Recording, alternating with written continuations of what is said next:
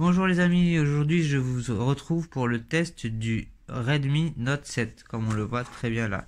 Déjà, qu'est-ce qu'il y a dans la boîte? Avant de parler du téléphone, on va regarder ce qu'il y a dans la boîte.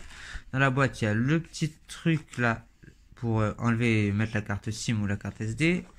On a une coque qui est déjà sur le mobile, qui est là, une coque noire comme le mobile est noir. On a dessous ça un chargeur rapide et des écouteurs intra-auriculaires. Ils sont comme ceci, avec 3 embouts. On met la boîte de côté. Le portable, ce qui nous intéresse. Alors, moi j'ai un peu testé, je vais vous dire ce que j'en ressens. Il est plutôt fluide. Franchement, pour un portable à 200 €, on dirait pas du tout qu'il vaut 200 €, on dirait qu'il en vaut bien plus cher. Et on va le voir ici, hein, quand je lance la galerie, voilà, ça se lance quasiment instantanément. Quand je mets YouTube, voilà, ça se lance tout de suite.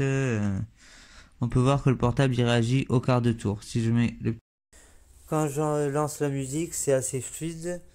Mais en fait, voilà, le lecteur est un peu simpliste. Apparemment, il classe les chansons par album. On peut pas se faire de classement par artiste. Ça me paraît vraiment très très simpliste.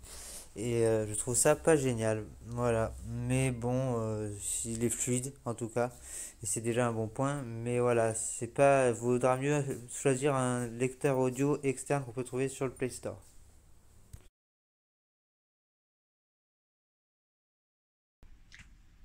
Les avantages de ce téléphone, c'est qu'il est puissant et fiable. Les inconvénients, c'est que le lecteur d'empreintes digitales réagit pas toujours comme il faut. Il réagit même des fois pas du tout. Après, je vais vous montrer prendre des jolies photos. On va aller essayer de prendre une photo. Voilà. Voilà, on prend le plateau, mais on peut voir tous les détails. On voit même les rayures du plateau, etc. quoi. Ça marche plutôt pas mal. En mode photo, on a le mode photo, le mode vidéo courte à l'iPhone, le mode portrait, nuit, carré pour les Insta, panorama et pro avec tous les réglages pro. On a un appareil photo de 48 mégapixels si je me trompe pas. Donc vraiment haut de gamme et avec couplé par un deuxième capteur. Il a un second capteur de 5 mégapixels au dos et un capteur de devant de 13 mégapixels pour les selfies. Évidemment, sur la gauche, on a une page, mais c'est pas la page Google, c'est une page avec des raccourcis et un peu à l'iPhone, quelques trucs qu'on peut personnaliser. Voilà, en cliquant sur personnaliser, évidemment, on peut ajouter des choses ou en supprimer, mais on voit que le choix ne fait pas pléiade, ne fait pas pléthore de choix. Il n'y a pas un choix extraordinaire.